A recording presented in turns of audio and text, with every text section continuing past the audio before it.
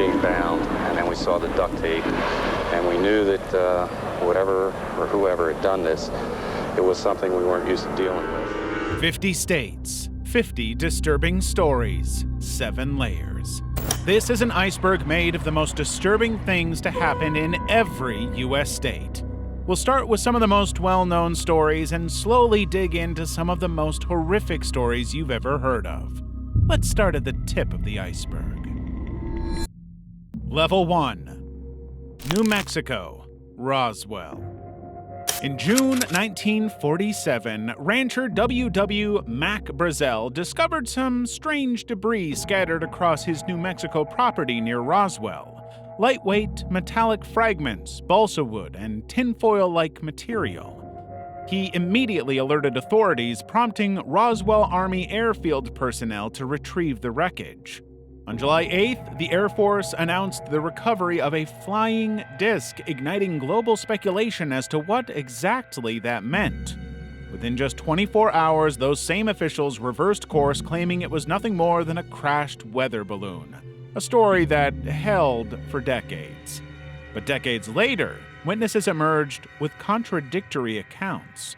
Retired Major Jesse Marcel, who oversaw the initial recovery, insisted in the 1970s that the debris was not of this Earth, and then the military staged photos with balloon materials to hide the truth from the public. Other witnesses described a larger crash site with alien bodies, small, hairless humanoids, which were allegedly transported to Area 51. But skeptics dismissed these as confused, mixed-up memories of Cold War-era experiments, such as Project Mogul, a classified program using high-altitude balloons to detect Soviet nuclear tests. The U.S. Air Force's 1997 report of the incident said that the alien bodies were actually just parachute test dummies dropped in the 1950s, yet gaps in the story are still unexplained and might never be answered.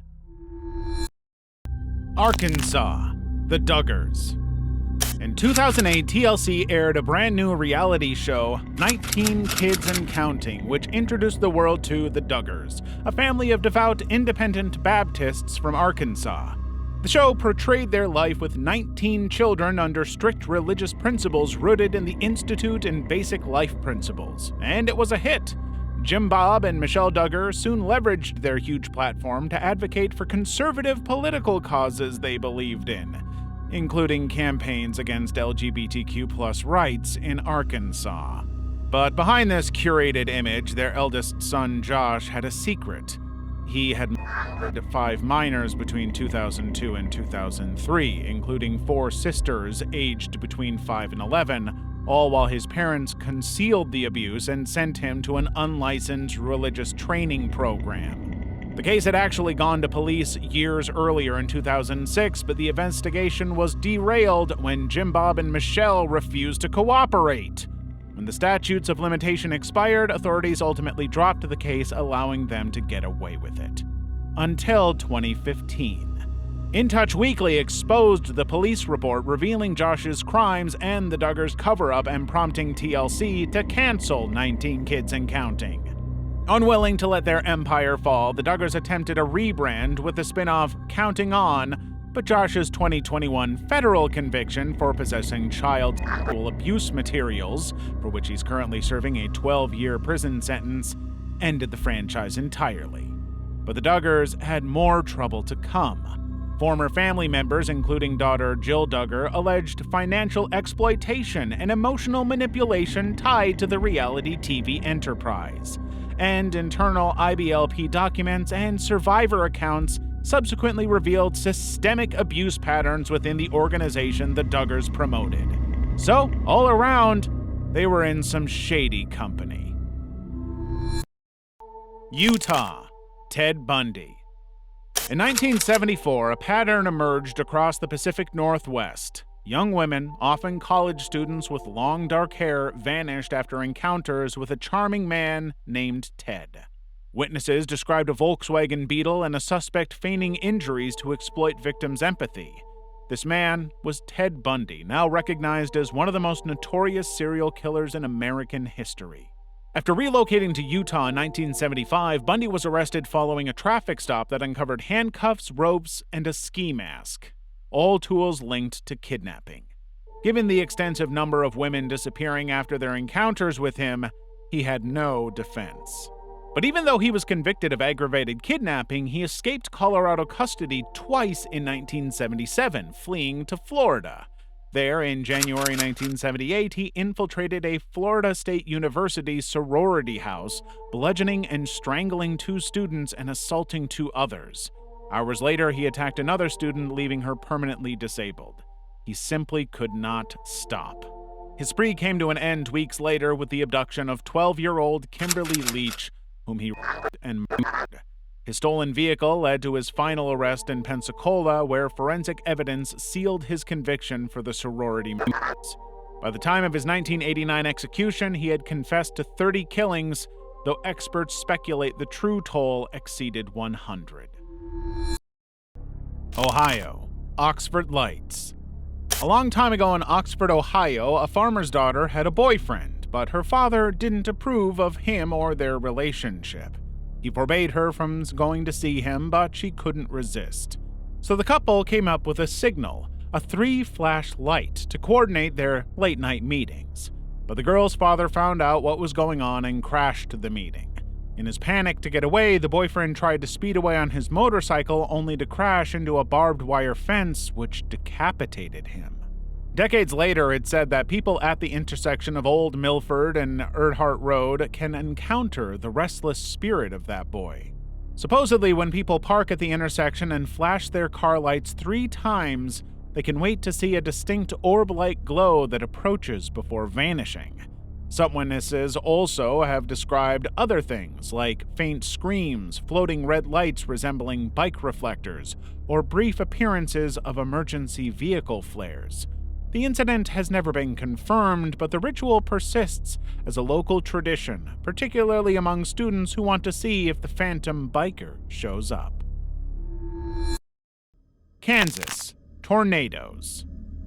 On May 4, 2007, a 1.7-mile-wide EF5 tornado with 205-mile-per-hour winds obliterated 95% of Greensburg, Kansas, marking the first EF5-rated tornado in history under the newly implemented enhanced Fujita scale.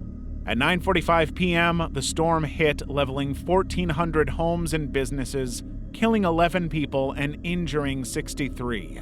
Survivors described scenes resembling a bomb blast, with neighborhoods reduced to debris fields and critical infrastructure like hospitals severely damaged.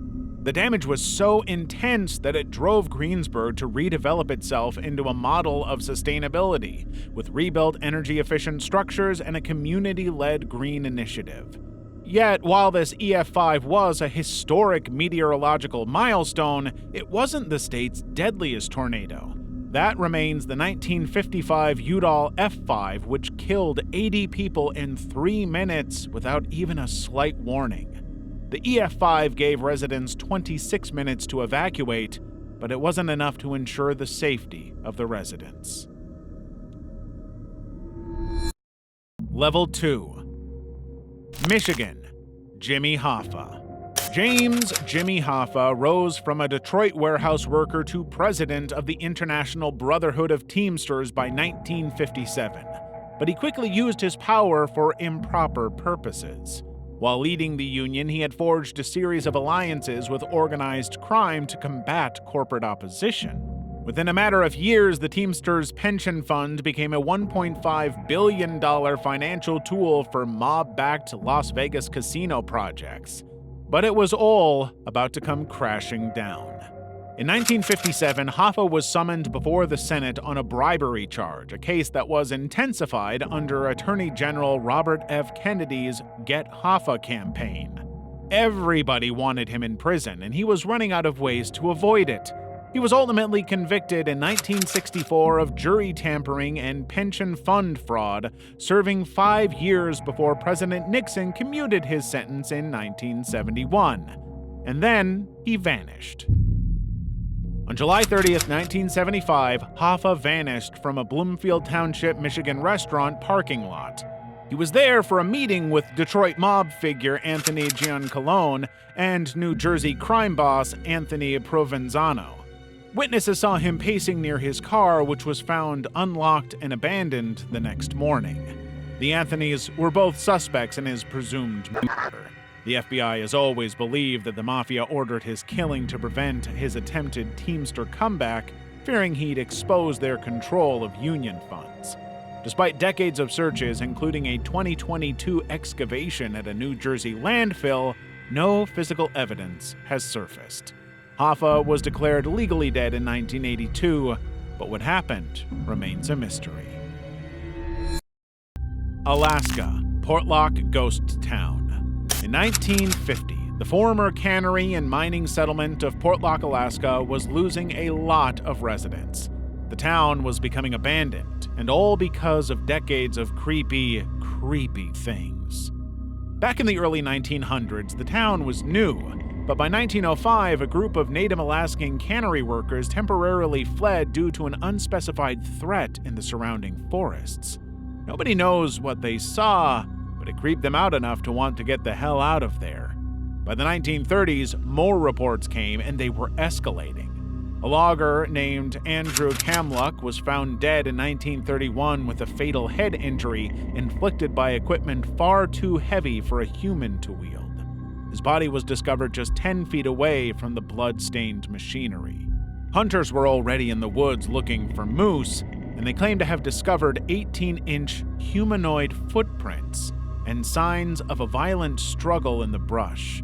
Now, everyone was convinced there was a sinister creature on the loose, which the locals called Nantinaq, a Sasquatch-like figure. The 1940s continued the trend, with mutilated bodies appearing in nearby lagoons, including a hunter whose dismembered remains showed injuries consistent with bear attacks. One fisherman described seeing a towering, hairy figure on a beach that stared him down before retreating into the wilderness. By 1950, the constant killings and disappearances took its toll on the locals. They wanted out. Nearly all residents relocated to neighboring villages, leaving only the postmaster until the office's closure in 1950. Official records have long claimed that the town's isolation from Alaska Route 1 was the primary cause of abandonment, but survivors maintained that something in the woods drove them out. They just don't know what. New Hampshire, Betty and Barney Hill. Betty and Barney Hill, a couple from Portsmouth, New Hampshire, were driving home from a Canadian vacation on September 19, 1961. As they drove through the White Mountains, they saw a bright, erratic light tracking their car. It became so confusing and distracting that they eventually stopped to investigate fully, but that's when Barney saw a disc-shaped craft. According to him, he saw humanoid figures in uniforms watching them through binoculars, and that was enough for them to flee back to the car in a panic. When they arrived home, it was 5 a.m., but given when they left, traffic and other circumstances, they should have arrived at 2 a.m. Somehow, they lost 2 hours of time. Then, they noticed Betty's torn dress, Barney's scuffed shoes, and the unexplained circles on their car. For the next month, Betty reported vivid dreams of being examined by gray-skinned beings so realistic they felt like memories.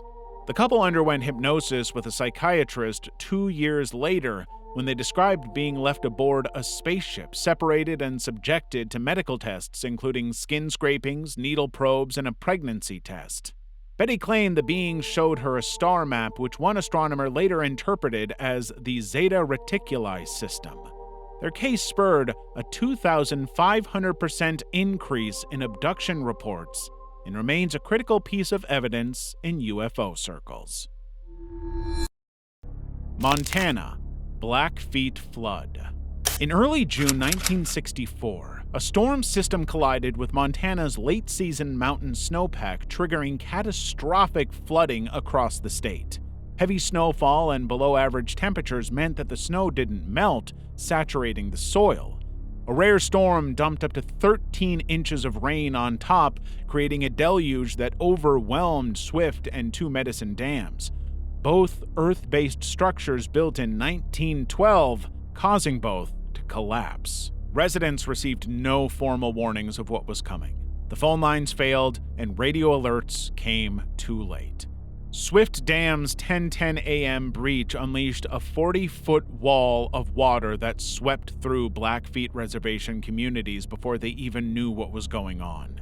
Entire families were caught in the surge as homes disintegrated. 31 people died, including 19 from a single extended family. The flood destroyed over 260 homes, washed out bridges, and stranded survivors without supplies for days, with 20% of Montana affected. Butch Newbreast, then 14, lost his parents and toddler sister in the disaster. Their bodies were never recovered. Now in his 70s, Newbreast often rides Birch Creek's banks near the former dam site, scanning the eroded landscape for traces of his family. Pennsylvania, Centralia. On May 27, 1962, the thriving coal mining community of Centralia, Pennsylvania, had its worst day in history. During a routine landfill cleanup, a controlled trash fire ignited an exposed coal seam beneath the site. Despite their best efforts to contain it, the fire spread through the abandoned mine tunnels, fueled by an estimated 25 million tons of coal.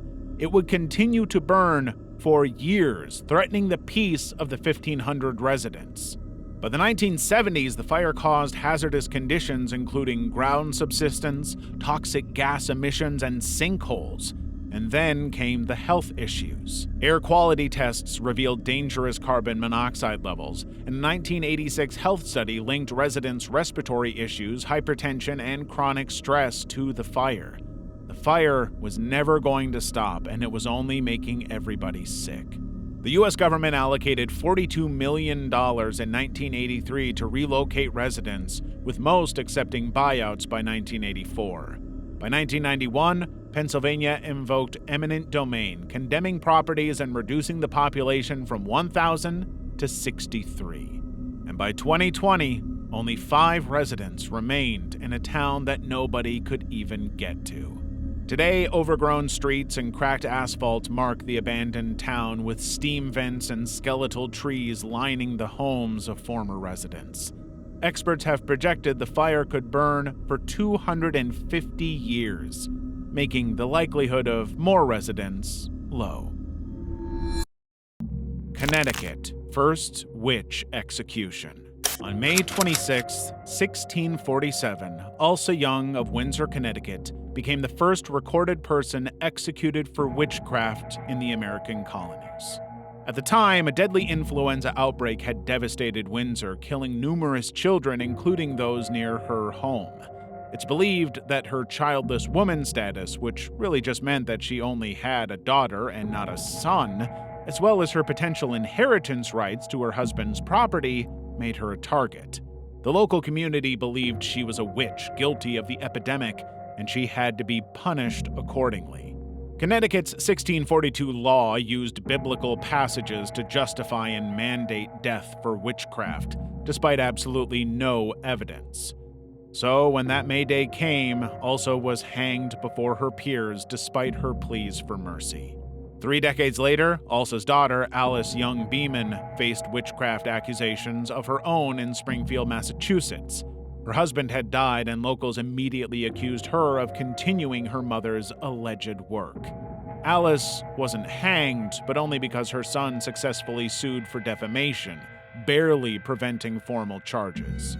Centuries later, Windsor's town council unanimously exonerated Ulsa Young and other witches, citing the injustice of the trials. She was later pardoned of all her alleged crimes. Hawaii. Volcanoes. In November 1790, Hawaii's Kilauea, one of the world's most active volcanoes, ignited a violent, explosive eruption which generated pyroclastic surges, hot, fast-moving mixtures of gas and volcanic debris that killed between 400 and 800 people. The victims were mostly Hawaiian warriors and their families caught in the summit area. By 1919, their footprints were discovered preserved in ash near the summit. To this day, it remains the highest death toll from any volcanic event in U.S. history. But Kilauea was not a one and done. Throughout the 19th and 20th centuries, Kilauea's eruptions shifted to lava flows, but they still killed. In 1924, an explosive ejected rock weighing up to 14 tons killed one person. The 1990 eruption obliterated 100 homes, a church, and a historic black sand beach. The 2018 eruption destroyed 716 homes, Hawaii's largest freshwater lake, and reshaped coastal communities in the surrounding area. The volcano has never been dormant, and while it has never been as violent as that November day in 1790, locals are convinced it's only a matter of time. California, the Zodiac Killer. On December 20th, 1968, teenagers Betty Lou Jensen and David Faraday were at a lover's lane in Northern California when a strange man approached them and shot them dead in their cars. Just 7 months later, Darlene Ferrin was killed, with Michael Majou surviving multiple gunshot wounds in a similar ambush. Police were already struggling to make sense of the case. But then the killer came forward, calling the police to claim responsibility and introduce himself as the Zodiac Killer. The killer continued his violent crime spree over the next year, with survivors only being able to recall one detail. He was wearing a hood marked with his signature crossed circle symbol. Investigators and journalists were working together to solve the mystery, but the killer was taunting them, sending cryptic ciphers and pieces of evidence that gave only small hints. The letters claimed responsibility for 37 murders, though only 7 confirmed victims survived or died in his attacks. For decades, FBI and police have tried to solve the case and have routinely failed to find any concrete links. The case is still classified as active to this day, with multiple ciphers still unsolved. North Carolina, Blackbeard. On November 22, 1718, British Royal Navy Lieutenant Robert Maynard was finally ready to ambush the pirate Edward Teach, known as Blackbeard, on the water near Ocracoke Island, North Carolina. Maynard's 2 ships, the Jane and the Ranger, cornered Blackbeard's vessel Queen Anne's Revenge at dawn. But Blackbeard was not one to go down without a fight. When he realized what was going on, Blackbeard immediately opened fire with a broadside, forcing the Ranger onto a sandbar and preventing it from moving. Maynard pressed forward on board the Jane, concealing most of his 35-man crew below decks, hoping to stage an ambush against the most feared pirate on the open sea. As the ships closed, Blackbeard hurled grenades onto the Jane before leading 14 pirates aboard, exactly according to Maynard's plan. On cue, Maynard's hidden armada erupted from the hold, launching a closed-quarters melee. Blackbeard sustained 5 gunshot wounds and over 20 blade injuries during the 6-minute fight before collapsing dead. The most intimidating pirate had fallen. Maynard severed Blackbeard's head, suspending it from the Jane's bowsprit as proof of his victory. The grisly trophy was later displayed on a pole at Hampton's river entrance for years to ward off other pirates from attempting to cause trouble in the region. Blackbeard's headless corpse was thrown overboard, with legends claiming it circled the ship 7 times before sinking, and today it's said that parts of the sunken Queen Anne's Revenge are still being found. New York, Amityville Horror House.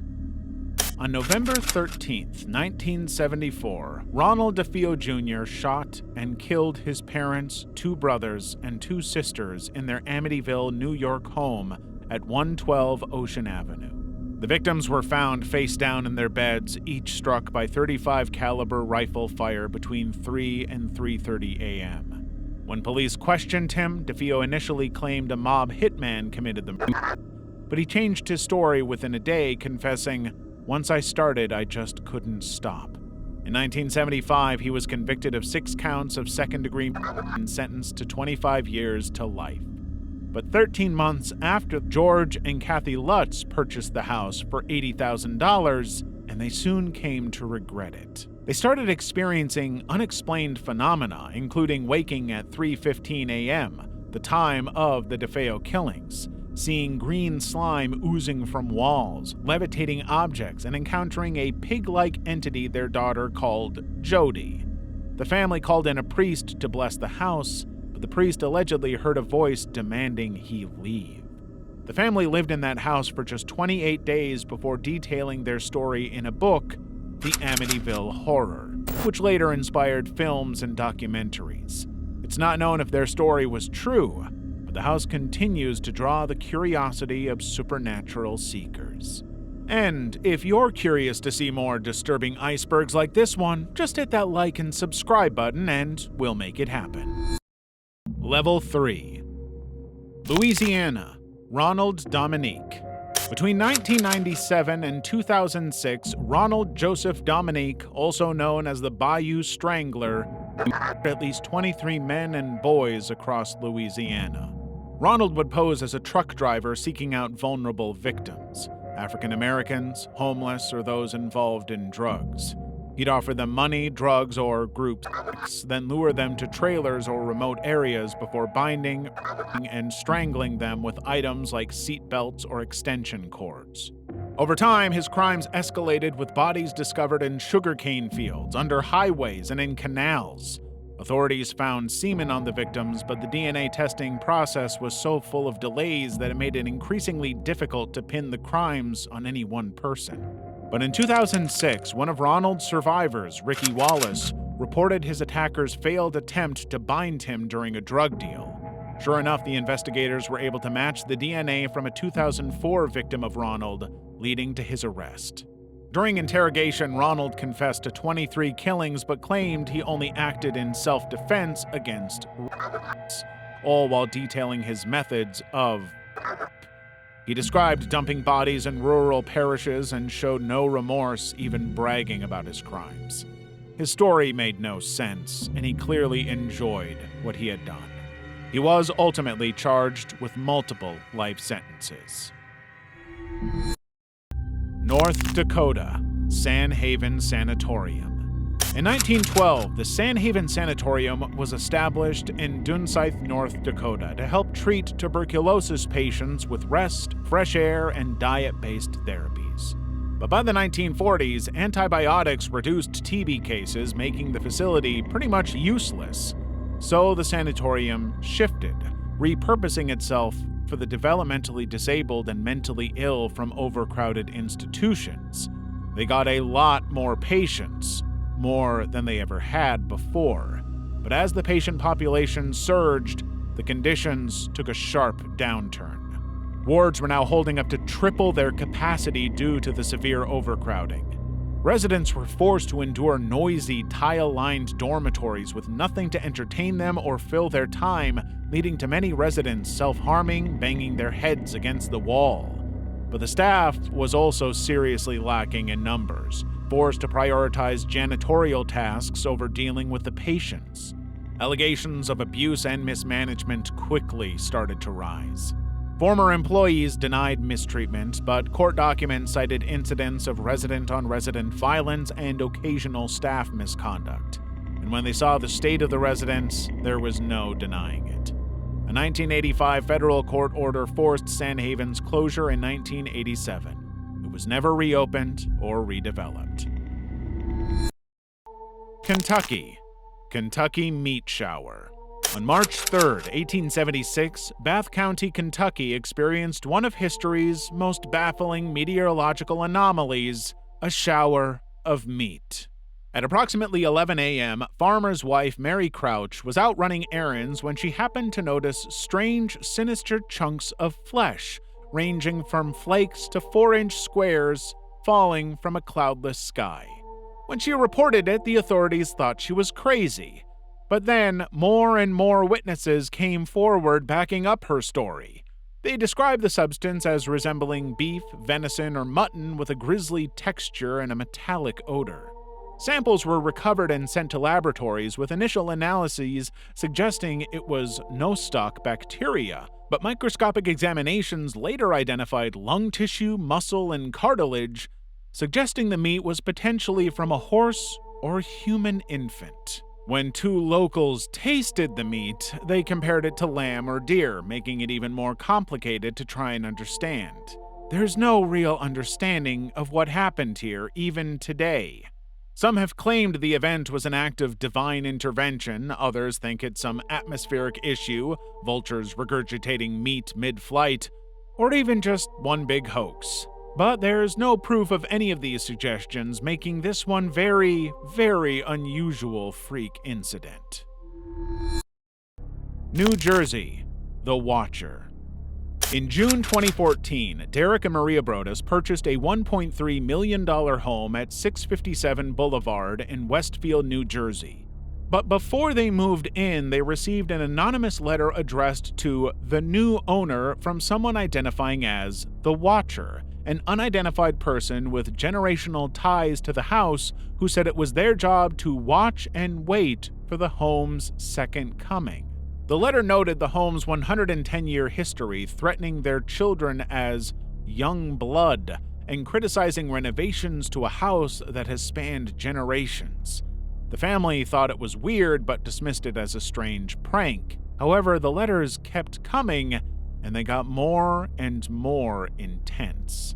The writer constantly misspelled the family's surname but detailed an intense knowledge of their movements and warning of hidden secrets within the house's walls that had kept for generations. The couple gave the letters to the police, who advised them to keep it a secret while investigating the neighbors as suspects. However, this was not a new thing. The previous owners, John and Andrea Woods, also received a similar letter before selling the house, but they too dismissed it as a prank. DNA evidence from the envelope's saliva identified that a woman had a hand in this, but all of the most likely suspects had been eliminated quickly. The letters freaked the family out so much that they never actually occupied the home they had bought, choosing to rent it out before selling at a $400,000 loss. For the owners that bought the house next, there were no more letters. But the case remained unsolved, with theories ranging from jealous buyers to the Broadduses themselves. Alabama, Thomas Weisenhunt. In 1963, 72-year-old Lexi Haynes was murdered in Alabama, shot by an unknown man. Her murder was a total mystery to authorities, who couldn't find anybody with a credible reason to shoot her. But in fact, the killer had no motive. Thomas Warren Weisenhunt was just a psychopath. Initially, his killings were much like this one. He would kill women and leave. But as his serial killing habits developed, his crimes escalated in brutality, leading him to mutilate these women after death and create elaborate cover-ups. His killings continued throughout Alabama until 1976. In April 1976, Weisenhunt abducted 23-year-old convenience store clerk Cheryl Lynn Payton, transporting her to an abandoned Mobile County shack where he killed her and left the scene of the crime. But he returned the following day to disfigure her corpse as he usually did. However, he had gotten so comfortable and cocky that his moves were getting sloppier. His constant returning to the bodies for post-killing mutilation led witnesses to see him, including police officers. Weisenhunt confessed to 4 murders during interrogation, though he stood trial only for 1 killing. Despite overturned convictions and sentencing appeals, he was executed by lethal injection in 2010 after 32 years on Alabama's death row. Vermont, the Bennington Triangle. The Bennington Triangle, a region in southwestern Vermont, isn't extremely well known, but it's one of the most notorious spots in the state, known for a cluster of unexplained disappearances between 1945 and 1950. In November 1945, Mitty Rivers, a 74-year-old hunting guide who was very familiar with the terrain, disappeared near Bickford Hollow while leading a group. Authorities and locals banded together to search for him, but only his handkerchief was recovered. Just 1 year later, 18-year-old student Paula Weldon vanished while hiking the Long Trail. Witnesses last saw her wearing a red jacket near Route 9, but neither her body nor belongings were found despite a $5,000 reward and FBI involvement. By this point, residents were growing uneasy, unsure if there was a killer on the loose or something less human in nature. But then, 3 years later, James Tedford, a World War II veteran, disappeared from a moving bus en route to Bennington. Passengers saw him on the bus. Yet somehow he vanished between stops, leaving behind only his luggage and ticket. Everyone saw him get on. Nobody saw him get off. For centuries, Native American legends warned of the region's cursed nature, citing erratic winds and sinkholes that often saw people disappear without explanation. To this day, no practical explanation has ever been able to justify all of these incidents. Oklahoma, toxic ghost town. Fisher, Oklahoma emerged in 1913 as a lead and zinc mining boomtown, a hotspot that saw its population explode to over 14,000 by 1926. At its peak, the town supplied half the metals for U.S. ammunition during World War I, with 10 million pounds of ore processed every single day. But by the 1970s, the abandoned mines left behind 178 million tons of toxic chat piles, crumbling lead-laden waste, and acidic contaminated groundwater which turned nearby Tar Creek rust red. By 1994, federal tests revealed catastrophic levels of pollution. 35% of Fisher's children showed dangerous lead levels linked to developmental disorders and severe health problems. Winds carried the toxic dust from the chat piles, spreading airborne lead concentration 2 to 5 times higher than nearby cities. Despite the Environmental Protection Agency offering to pay for residents to relocate, roughly 500 residents remained by 2008. They were about to get a very, very painful shock. On May 10, 2008, an EF4 tornado with 175 mile-per-hour winds tore through the town, flattening 160 homes and killing 6 people. The storm collapsed the mine shafts, prompting emergency evacuations and accelerating federal buyouts as the toxicity became even more pronounced. By September 2009, Fisher's municipal status dissolved, its water tower standing among overgrown lots and unstable chat piles. Today, nobody lives in Fisher. It's a true ghost town. Maine, the Nottingham Galley. On December 11, 1710, the British merchant ship Nottingham Galley wrecked on Boone Island, a barren rock 6 miles off York, Maine, during a storm. All 14 crew members survived the initial crash, but now they faced sub-zero temperatures, no shelter, and minimal salvaged food. They had nothing but waterlogged cheese from their cargo. For 24 days, they were stranded there, forced to huddle together under a sailcloth tent as frostbite and starvation set in. The ship's cook died within days, and the carpenter lost his life not long after. With no fire to cook or warm themselves, Captain John Dean, a former butcher, took to extreme measures to help people. He butchered the dead carpenter's body, removing identifying features before distributing the raw flesh to the crew. Now knowing that it was only a matter of time before they also got killed and eaten, the sailors worked harder to escape via makeshift rafts, but it failed. 2 volunteers drowned, their bodies later washing ashore. Locals discovered the dead bodies and realized what was happening. On January 4th, 1711, a rescue team led by fisherman John Stover reached the island, finding 7 emaciated survivors described as skin and bone with wild, staring eyes. 10 men ultimately survived. But the crew members began to grow suspicious, convinced that the captain had intentionally wrecked the ship to claim an insurance payout, and pivoted to killing and eating the crew out of desperation and poor judgment. Nobody knows whether or not the captain intended to do that, but today the wreckage of the Nottingham Galley remains on Boone Island. Minnesota, smiley face killer. In 2002, University of Minnesota student Chris Jenkins vanished after a Halloween party. His body was found 4 months later in the Mississippi River, initially deemed an accidental drowning. But retired NYPD detectives Kevin Gannon and Anthony Duarte disagreed.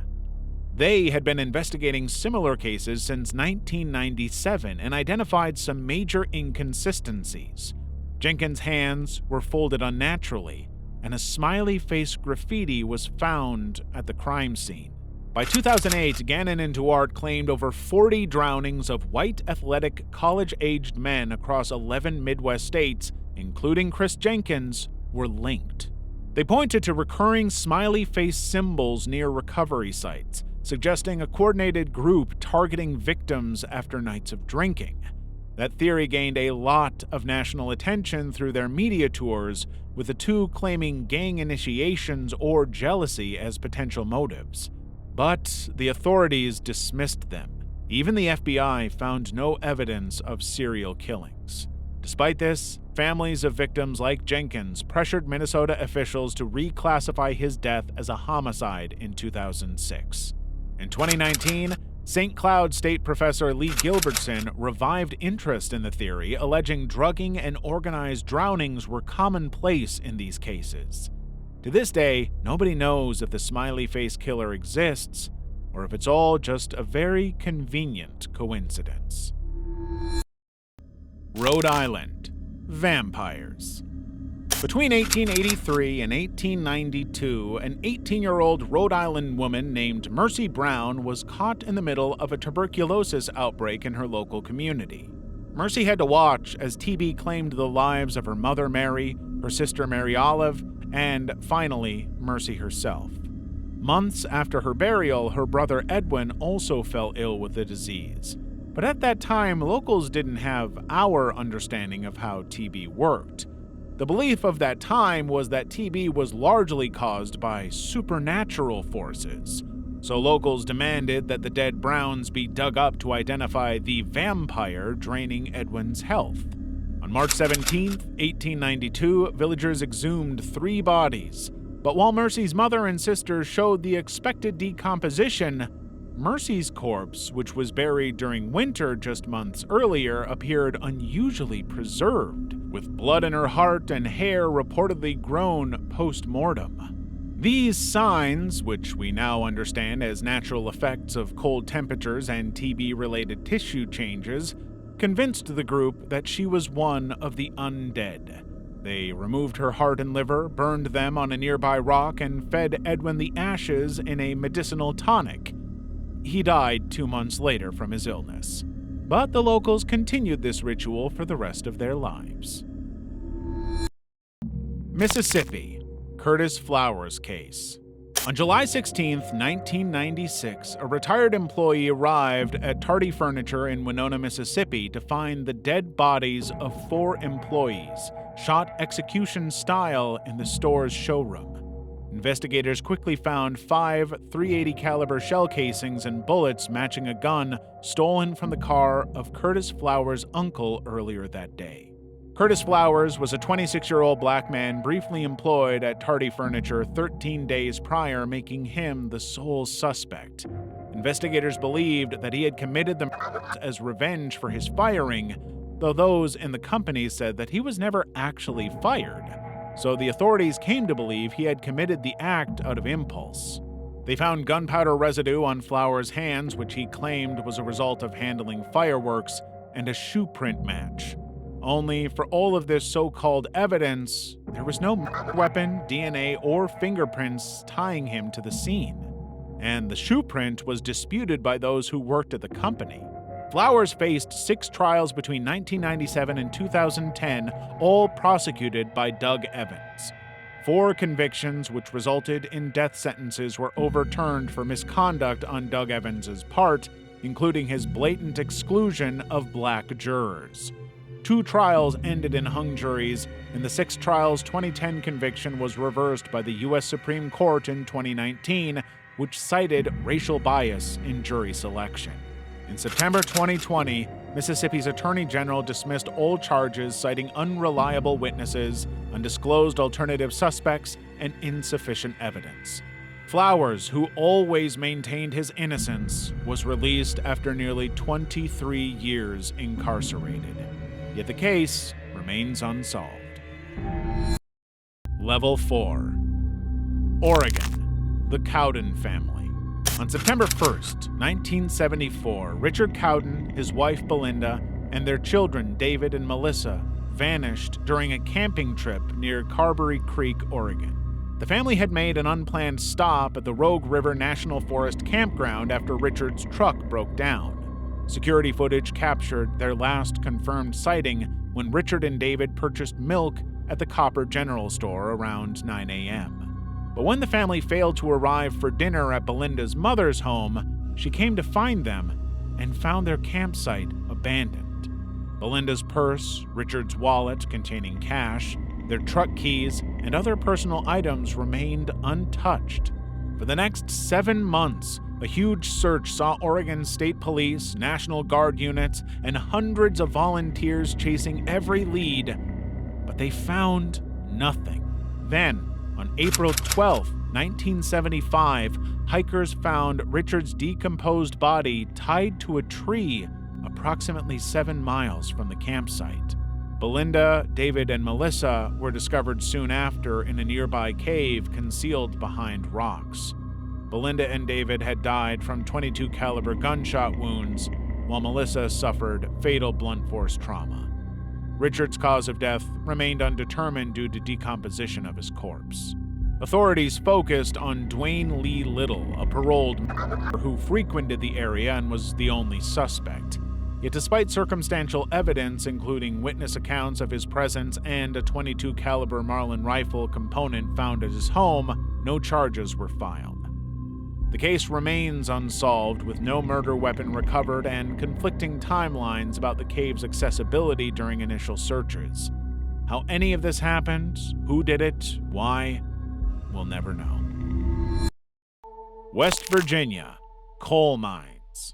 In the late 19th century, West Virginia's coal industry was surging.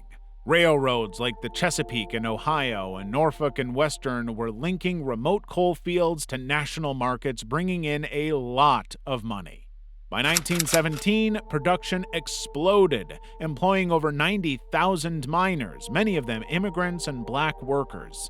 But safety was secondary, partly because it cost money to keep people safe, which meant that West Virginia mines had the nation's highest death rates, with World War I-era miners actually facing deadlier odds than the soldiers on the front line in Europe. And that's before we factor in the disasters. The 1907 Monongah explosion killed 362 miners, becoming America's deadliest mine disaster in history, followed by the 1914 Eccles blast, which killed 174, the 1924 Benwood disaster, which took out another 119 fatalities. The continuing disasters were mostly fueled by methane gas and coal dust, and further exacerbated by lax ventilation and safety violations. In 1968, the American government finally decided to make actual safety reforms, which did absolutely nothing thanks to corporate negligence. But all of these disasters left lingering spirits. Miners were reporting seeing shadowy figures darting through tunnels before equipment malfunctions, others describing a headless ghost dubbed Big John haunting Grant Town's Federal No. 1 mine. He was said to be a Russian immigrant who could predict collapses. In the 1940s, a mysterious lantern light spotted near Montcole foreshadowed a fatal explosion, cementing local belief that Big John was in town trying to save the locals. Idaho, Thomas Creech. In November 1974, Thomas Creech was hitchhiking through Idaho with his girlfriend, Carol Ann Spaulding. After accepting a ride from house painter Edward Thomas Arnold and John Wayne Bradford, Creech shot both men in the head with a rifle, execution style, and dumped their bodies. The couple stole the victim's Buick and committed a series of Bonnie and Clyde-style armed robberies before their arrest in Glens Ferry 2 days later. But when he was held in custody, Creech confessed to more murders, 42 in total across multiple states, though investigators corroborated only 9. However, he claimed to be linked to shootings, stabbings, and beatings that the authorities didn't even know about. When they delved deeper, authorities traced his movements through stolen credit cards and fingerprints, securing 5 convictions. But even in prison, he wasn't done. While serving a life sentence for the Idaho murders, Creech bludgeoned disabled inmate David Dale Jensen to death in 1981 using a battery-filled sock. A judge cited 5 aggravating factors in reinstating his death penalty, including the calculated nature of Jensen's killing. Despite a failed execution attempt in February 2024 and a postponed November 2024 date, Creech remains Idaho's longest-serving death row inmate. South Dakota, Wounded Knee Massacre. On December 29, 1890, U.S. Army soldiers of the 7th Cavalry Regime massacred at least 250 Lakota men, women, and children near Wounded Knee Creek, South Dakota. The violence erupted during a forced disarmament of Chief Spotted Elk's band of Miniconjou and Hunkpapa Lakota, who had surrendered under military escort days earlier. Troops surrounded the camp with 4 rapid-fire Hotchkiss guns trained on the group, leaving them with no way out. But as soldiers confiscated weapons, a struggle broke out. Black Coyote, a deaf Lakota man, resisted handing over his rifle. The gun discharged during the altercation, kickstarting the chaos. Cavalry troops immediately opened fire at close range into the largely disarmed crowd. Survivors fled as soldiers pursued them, using Hotchkiss artillery to massacre those hiding in a nearby ravine. Witness accounts describe soldiers methodically killing wounded individuals, including a 10-year-old boy executed at point-blank range. The slaughter lasted less than an hour. Frozen bodies littered the snow, many stripped of clothing by looters. Official reports listed 150 to 300 Lakota dead, with modern estimates leaning toward the higher figure. Approximately 2/3 were women and children. The armor awarded 20 medals of honor for the action, showing absolutely no remorse for the massacre of the innocents. South Carolina, Murdaugh family murders. On July 7, 2021, Alex Murdaugh called 911 to report finding his wife Maggie and son Paul fatally shot at their South Carolina hunting estate in the kennels while he was in the house napping. But when the investigators started looking into the case, they discovered that it was not so clear-cut. A Snapchat video Paul recorded at 8:44 p.m. near the crime scene captured Alex's voice minutes before the murders, contradicting his claim he was elsewhere. Cell phone data and vehicle GPS further placed him at the location around 8:50 p.m., the estimated time of death. When confronted with his lies, Alex said that his opioid addiction left him with paranoid thinking. During his 6-week trial, prosecutors highlighted how his $9 million embezzlement from his clients and his law firm was exposed on the murder day. His investors were furious at his crimes, and he needed a distraction. Killing his wife and children would be a major distraction, and it would also allow him to secure a $10 million life insurance payout. But Alex's legal career collapsed as details emerged of his decade-long fraud schemes, drug addiction, and obstruction of justice came to the surface during his trial. Jurors convicted him on March 2, 2023, after less than 3 hours of deliberation. He received 2 consecutive life sentences for murder and a 40-year federal sentence for financial crimes. Arizona, the Pied Piper of Tucson. In mid-1960s Tucson, 23-year-old Charles Howard Schmidt Jr. managed to build an incredibly mythic persona among local teens. Standing at just 5'3", he stuffed tin cans and rags into leather boots to appear taller, dyed his hair jet black, and wore pancake makeup with white lipstick to emulate Elvis Presley. He started spinning tales of mafia ties and claimed expertise in 100 sexual techniques, drawing loyal followers to follow the Pied Piper of Tucson. On May 31, 1964, Schmidt recruited his girlfriend Mary French and his friend John Saunders to lure 15-year-old Aline Rowe to the desert under the guise of a double date. There, he bludgeoned her with rocks and buried her in a shallow grave while French waited in the car and cooked up an alibi. 1 year later, Schmidt strangled 17-year-old Gretchen Fritz and her 13-year-old sister Wendy, leaving their bodies partially buried. He bragged about the murders to his confidant Richard Bruns, even claiming animals had scavenged Rowe's remains. All of this thrilled him, and he was getting away with it. Bruns initially stayed silent, adhering to street codes of loyalty, but he was cracking, concerned that Schmid would kill his own girlfriend. Knowing that Bruns posed a major threat to his reign, Schmid threatened him during a mob-linked kidnapping to keep quiet. Of course, that just convinced Bruns to contact police and expose his friend's crimes. Even though Rowe's body remained missing for another 2 years, forensic evidence from her skull fracture secured Schmid's 1966 conviction and death sentence. But he would be stabbed 47 times in 1975 by 2 fellow prisoners, killing him before he got close to execution. Illinois. John Wayne Gacy. When he was a child in Chicago, John Wayne Gacy endured an abusive childhood under an alcoholic father who derided him as dumb and queer. When he got older, he took a job in a Las Vegas mortuary where he later described embracing a corpse. But when he returned to Illinois, he was hiding a secret. He had been convicted for assaulting and raping a young teen boy, and he wanted to do it more. By 1972, he had established a construction business but was spending more time targeting vulnerable young men.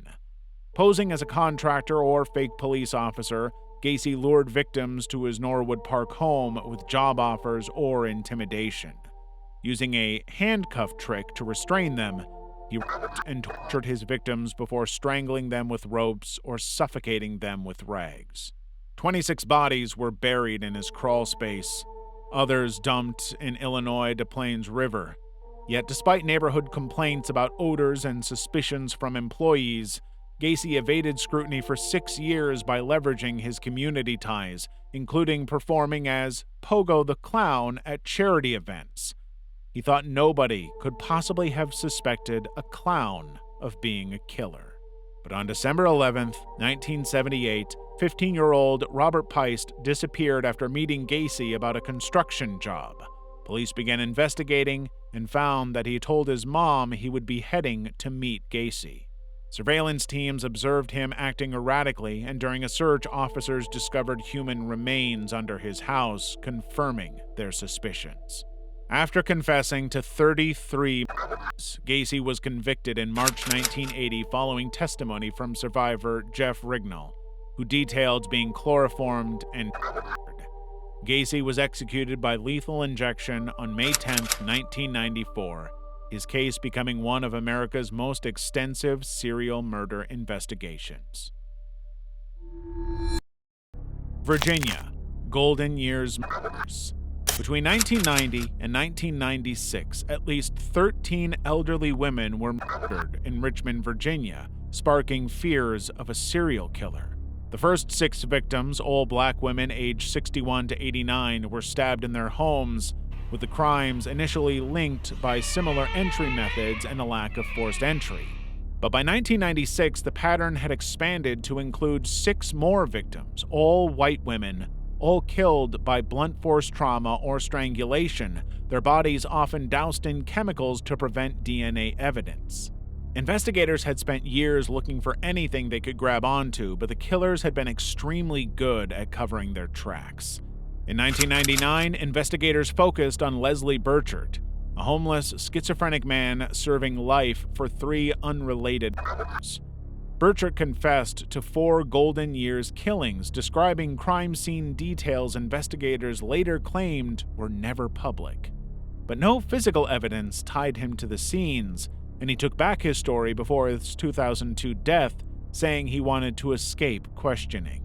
Retired Detective Ron Reed later suggested that Burchard probably committed other murders they don't know about, but the investigation fractured over conflicting evidence.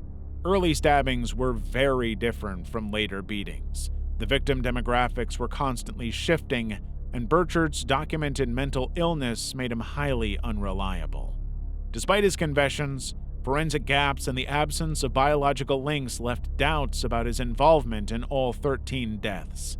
As of 2025, most cases remain open, with unresolved questions about whether there were multiple perpetrators or one evolving killer.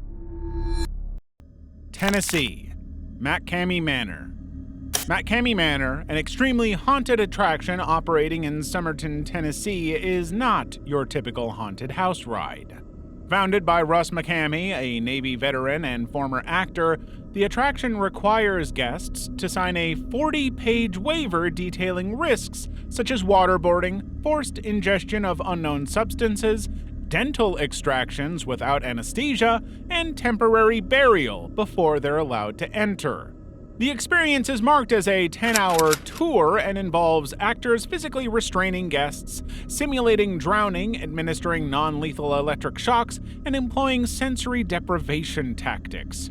Former participants report being bound, gagged, and subjected to hypnosis-like mind games tailored specifically to their phobias. No one has ever completed the full experience, and critics allege staff sometimes ignore withdrawal requests. Tennessee authorities investigated McCamey Manor in 2023 following allegations in the Hulu documentary Monster Inside, which depicted the attraction as a torture chamber. McCamey himself has faced attempted murder and domestic assault charges in July 2024 related to incidents on his property. Yet, despite ongoing legal scrutiny and public backlash, the attraction remains operational with a reported 27,000-person waitlist. Texas. Henry Lee Lucas. In 1960, Henry Lee Lucas was imprisoned for the murder of his mother. But this was just the first in a lifetime of murders on his route to becoming one of America's most infamous serial killers. In 1983, while in prison in Texas, Lucas told authorities that he had committed hundreds of unsolved murders across the U.S., and he was ready to confess to his impressive body count. Law enforcement, including the Texas Rangers, formed a task force to validate his confessions, which spanned at least 28 states. Lucas described gruesome details of crimes from stabbing to decapitations, and authorities soon closed over 200 cases attributed to him. He was so helpful and cooperative with the authorities that they granted him perks like restaurant meals and unrestricted movement within police stations, bolstering his credibility. By 1985, Lucas's tally of confessed murders ballooned to 600, with police accepting his accounts despite increasingly glaring inconsistencies. To name two, he had claimed responsibility for a 1981 Houston homicide while jailed in Maryland, and a 1975 Texas murder while working in Pennsylvania. 3 inconsistencies led journalists to dig deeper into what was going on, and that's when they uncovered a serious problem. Lucas had been fed case files to refresh his memory, essentially giving him false information to help police close more cases despite a lack of physical evidence. Polygraph tests and employment records also contradicted his timelines, revealing that he was constantly lying. Ultimately, only 3 killings can be confirmed to have been committed by Lucas: his mother, girlfriend Becky Powell, and landlady Kate Rich. But the damage endured, with cleared cases remaining officially closed in many jurisdictions, despite the knowledge that they were not committed by him. Level 5. Colorado. The Galvin family. In 1960s Colorado Springs, the Galvin family, made up of parents Don and Mimi with their 12 children, became a grim case study in mental illness.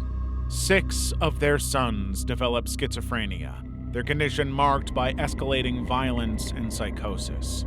The eldest, Donald, first exhibited disturbing behavior at Colorado State University, jumping into a bonfire and dismembering a cat before attempting to murder his wife, leading to his schizophrenia diagnosis.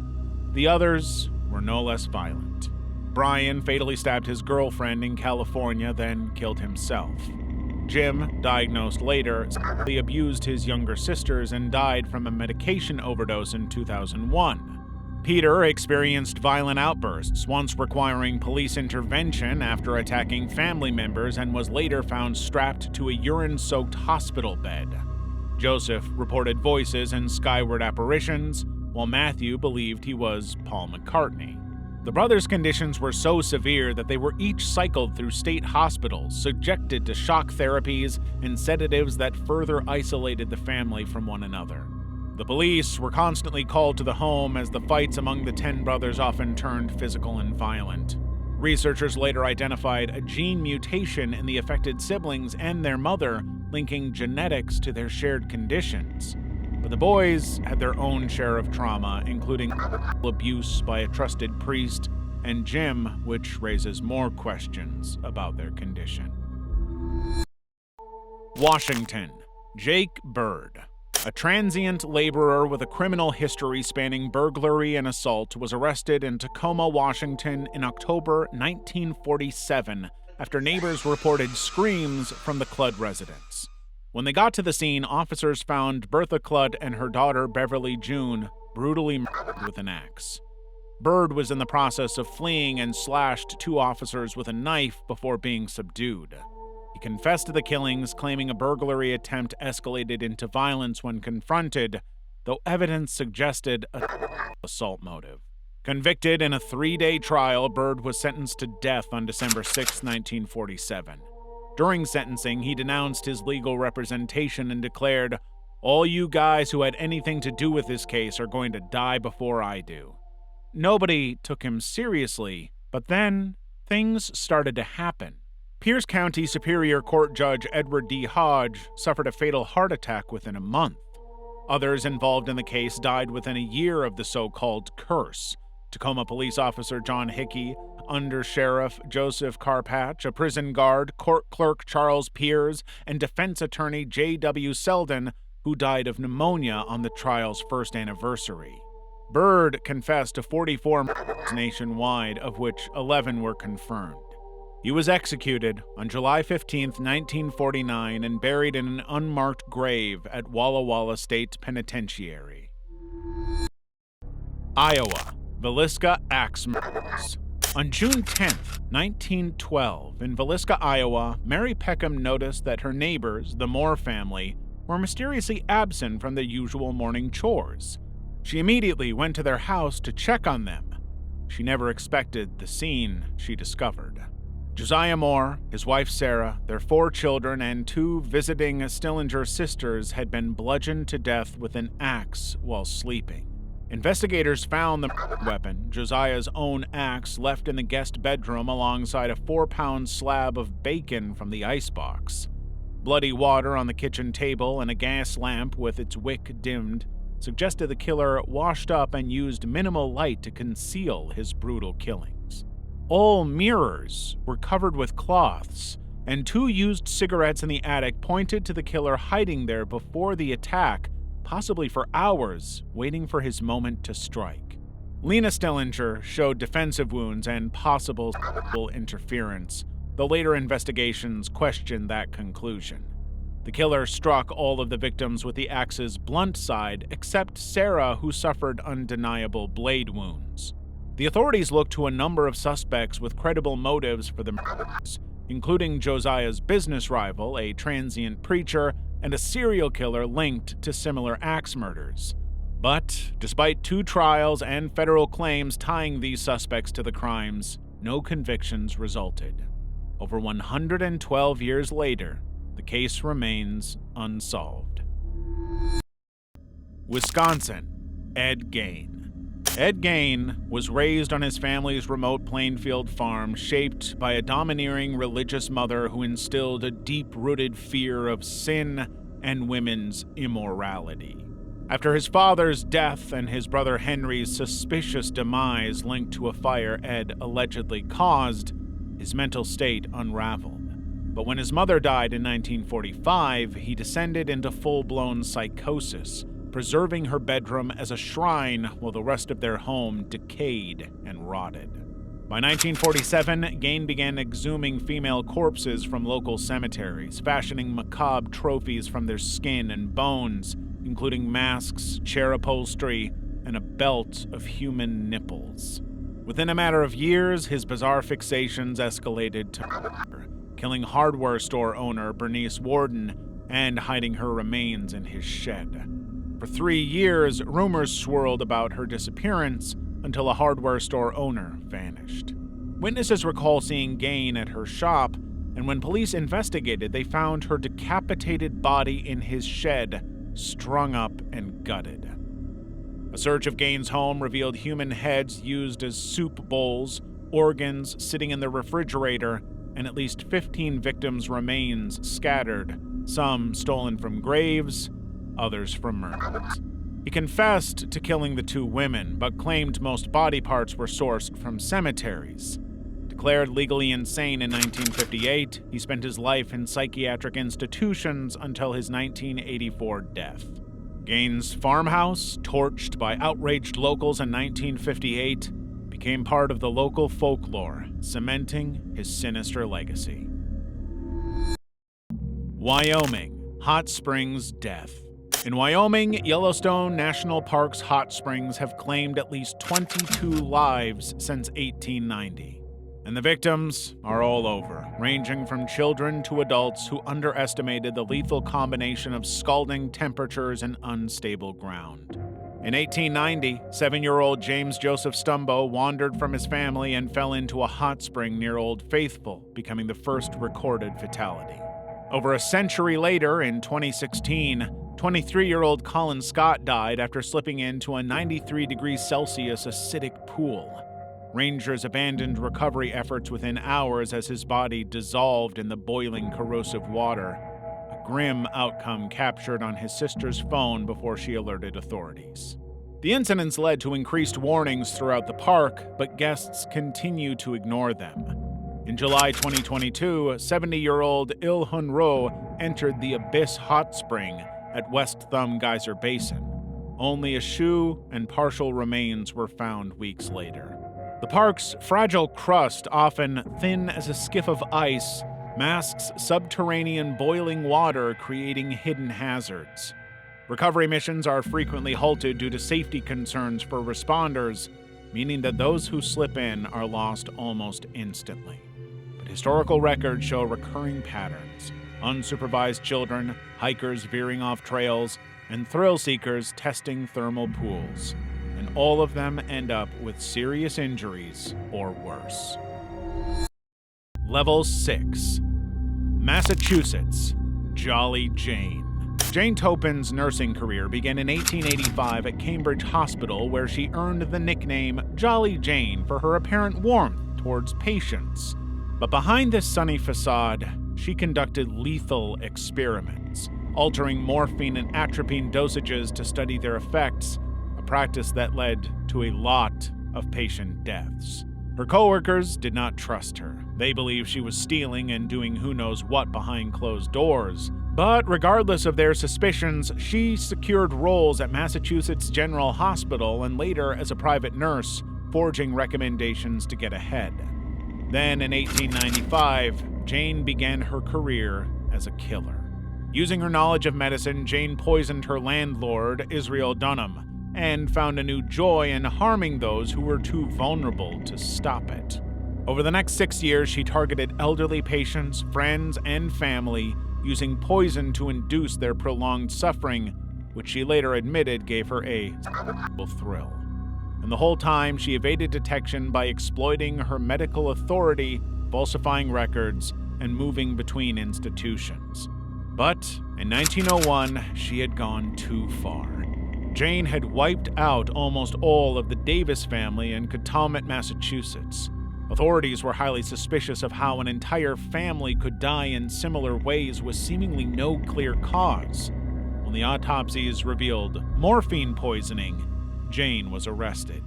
In 1902, she confessed to 31 murders, but later admitted it may well have been over 100. She was ultimately declared legally insane, avoiding prison through lifelong commitment to Taunton Insane Hospital.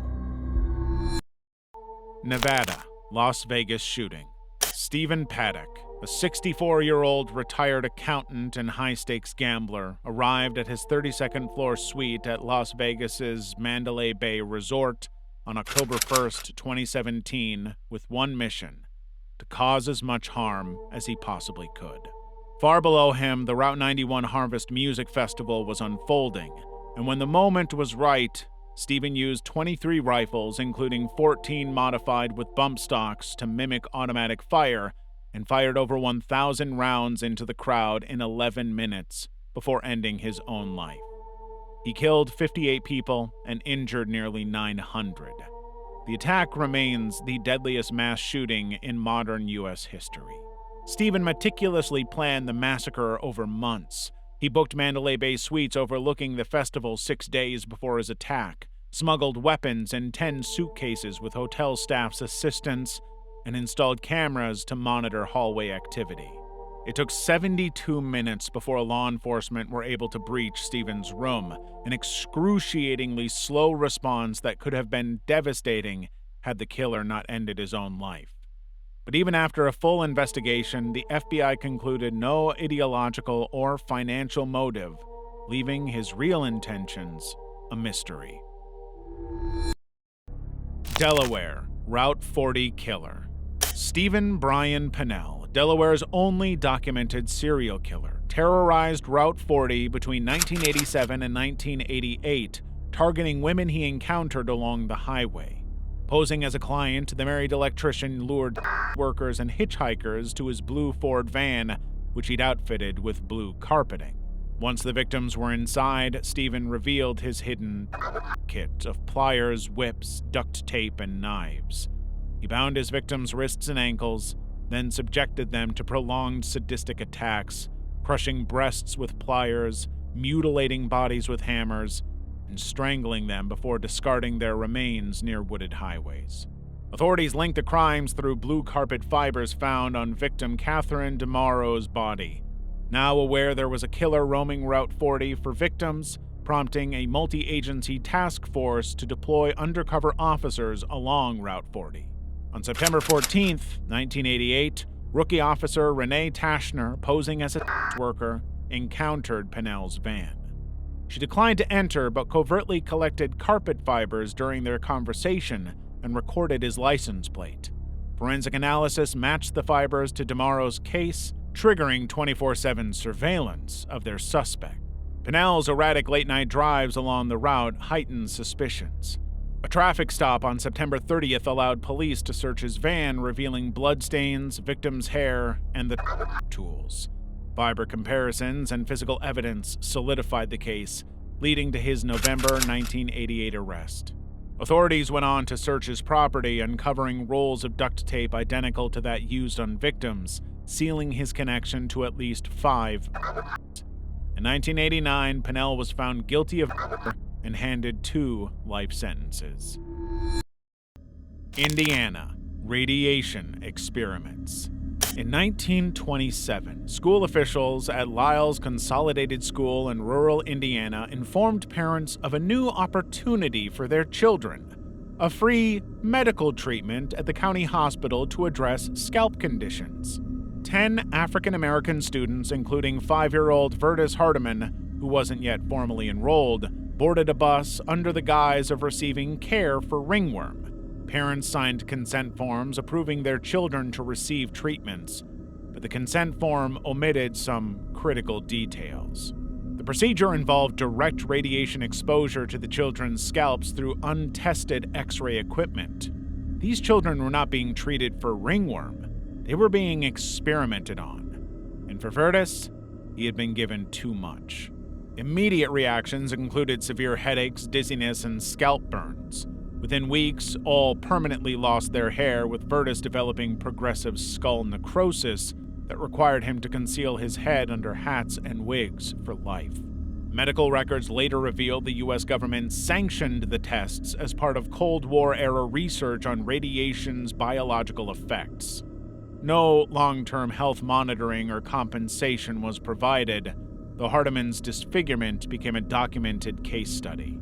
The children's families spent decades unaware their relatives had been unwitting participants in a classified radiation experiment. Vertus died in 2007 at 85, having endured chronic pain and social isolation his whole life.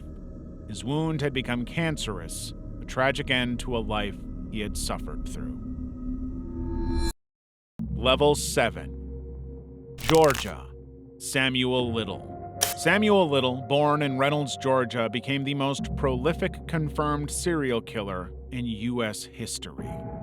At the beginning of his criminal career in 1970, he was nothing more than a petty thief who escalated to violent assaults, but he repeatedly evaded serious consequences, despite over 100 arrests for crimes like kidnapping and rape.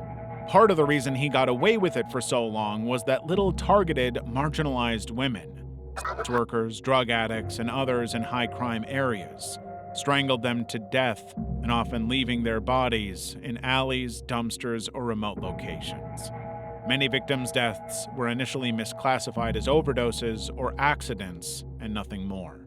But in 2012, Los Angeles police matched his DNA to 3 1980s cold cases after arresting him on a Kentucky drug warrant. Soon realizing they had a serial killer on their hands, Little was convicted in 2014 and sentenced to life. But he remained uncooperative until 2018 when Texas Ranger James Holland secured his trust during 700 hours of interviews. Finally, Samuel Little revealed everything, using his photographic memory for a good reason, even drawing images of his victims. Dozens of murders across 19 states, at least 60 confirmed, though he confessed to 93 between 1970 and 2005. Little died in prison in December 2020, leaving a trail of unresolved confessions and unanswered questions about other murders. Florida, Gainesville Ripper. In August 1990, the Gainesville Ripper murdered 5 college students in Gainesville, Florida during a 3-day killing spree. He broke into apartments using a screwdriver, assaulted 3 victims, tied them up, and killed them in extremely violent ways before posing their bodies in macabre displays. There was no evidence to link anyone to the killings, leaving the authorities with a serious challenge. Their only suspect was Ed Humphrey, a University of Florida student with mental health issues, but there was no evidence to tie him to the murders. But in November 1990, Louisiana resident Cindy Jurassic had heard about all the killings and immediately suspected a young man from her church, Danny Rowling. Danny had made some concerning comments to Cindy's then-husband, confessing that he liked to stick knives into people. While she initially didn't believe that he was capable of killing, Cindy reported the suspicion to Crime Stoppers. DNA testing confirmed his blood matched that found at the scene, as well as his semen. Additional evidence from his campsite, including a screwdriver, blood-stained pants, and audio diaries, solidified the case. Cindy had unintentionally stopped a serial killer. Rowling confessed to all 5 murders in 1994, pleading guilty to avoid a trial. He was executed by lethal injection in 2006. Nebraska, Heartbeat Bridge. Back in the early 20th century, the Portal School, later known as Hatchet House, was a one-room schoolhouse in Papillion, Nebraska. It was said that a teacher allegedly lost her mind, decapitating each of her students one by one and removing their hearts. She took them to a nearby bridge and discarded their hearts in the water below. People who visit the Heartbeat Bridge, as it later became known, have been said to see a shadowy female figure believed to be the spirit of the teacher returning to the scene of her most gruesome crime. But there's also the claim that those who walk the bridge after dark hear the rhythmic sound of heartbeats or whispers, as though the organs are still alive and active even after all this time. Paranormal investigators come from all over the U.S. to try and confirm whether or not the claims are true, and have confirmed the heartbeat sounds. Missouri, Kansas City Butcher. Robert Andrew Bardea Jr. was a flea market vendor in Missouri with a dark, dark secret. He was the Kansas City Butcher, the sinister figure kidnapping and murdering men. His methods included prolonged captivity for up to 6 weeks, combined with electrical shocks, bone breaking, throat injections of drain cleaner, and meticulous keeping of journals of each act in handwritten logs. And his victims had no idea what they were getting into. Bardea lured victims through offers of shelter, rides, or bail assistance, often targeting vulnerable individuals like 19-year-old Jerry Howell, whom he drugged and to death in 1984. Once they were dead, Bardea dismembered victims with a saw, disposing of remains in garbage bags while retaining body parts as trophies. On March 29, 1988, he abducted 22-year-old Christopher Bryson, a sex worker. 4 days later, Bryson was forced through the that Bardea loved, including ammonia-swabbed eyes and forced silence via Drano injections. But Bryson broke the pattern. Bryson escaped. During his captivity, he had noticed matches left behind by Bardea. Managing to grab them, he used the matches to burn through his restraints and leap from a second-story window despite a broken foot. He immediately went to the cops, exposing Bardea's twisted reign of terror. Authorities promptly investigated, recovering 2 human skulls, vertebrae, a blood-stained chainsaw, and 334 Polaroids depicting sessions during a search of Bardea's Hyde Park home. The investigation confirmed that between 1984 and 1987, Bardea kidnapped and murdered at least 6 men.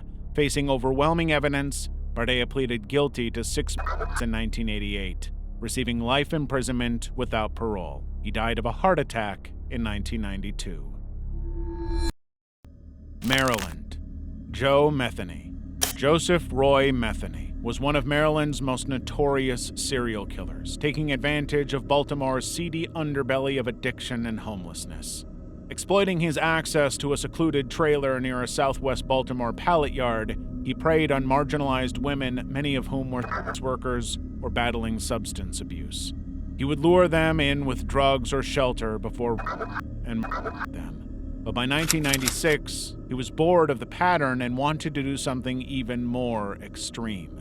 He began dismembering victims' bodies, storing flesh in Tupperware containers, allegedly mixing it with pork and beef to sell as barbecue sandwiches at a roadside stand. He later told investigators, "No one can tell the difference between human and pork meat when they're combined," explaining how he got away with it for so long. But in December 1996, Rita Kemper escaped his trailer after an attempted rape and alerted police of what he was doing. When detectives arrived at the trailer, they discovered the remains of Kimberly Spicer and Kathy Magaziner, 2 sex workers Metheny admitted stabbing and bludgeoning. While convicted of these 2 murders and sentenced to life imprisonment, Metheny confessed to at least 10 killings, though there was no physical evidence to confirm whether or not they happened. If you haven't had your fill of disturbing content yet, check out this video of disturbing encounters.